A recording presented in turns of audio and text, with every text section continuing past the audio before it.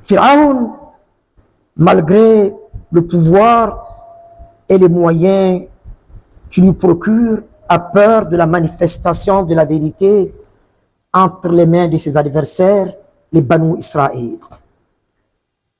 Informé par ses devins de la naissance d'un enfant dans cette communauté, qui sera à la base de la fin de son règne, comme si le règne d'un Dieu avec un dé infiniment minuscule, comme il aimerait bien se faire passer, pourrait avoir une fin.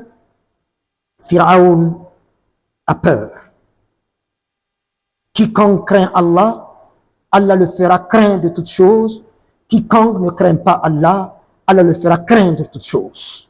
Pharaon va déployer tous les moyens pour mettre tous les enfants mâles, les garçons, les mettre à mort, ne leur permettant de profiter de leur vie que le temps de mourir.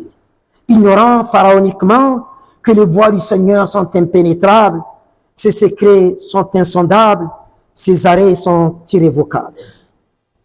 Il croyait contrarier ainsi son destin, alors qu'au 7e ciel, 50 000 ans avant la création des cieux et de la terre, la plume a décollé, l'encre a séché, et il écrit que cet enfant qu'il veut coûte que coûte éliminer à la naissance ou même avant, celui que le maître de toutes les décisions, Allah subhanahu wa ta'ala, a chargé de prendre sous son toit, de l'élever avec tous les honneurs. Moussa alayhi salam va naître dans ces conditions, condamné à mort avant même sa naissance, avant même de pousser le premier cri que donne la vie. Et c'est alors qu'Allah subhanahu wa ta'ala va inspirer à sa mère de le mettre dans une caisse et de le balancer dans le fleuve du Nil. Ce fleuve qui passe par le château de Pharaon, autrement dit, envoyer son bébé à l'abattoir, mais la parole d'Allah doit être réalisée. وَلَا تَخَافِي وَلَا تَحْزَنِي إِنَّا رَادُوهُ إِلَيْكِ وَجَاعِلُهُ مِنَ الْمُرْسَلِينَ.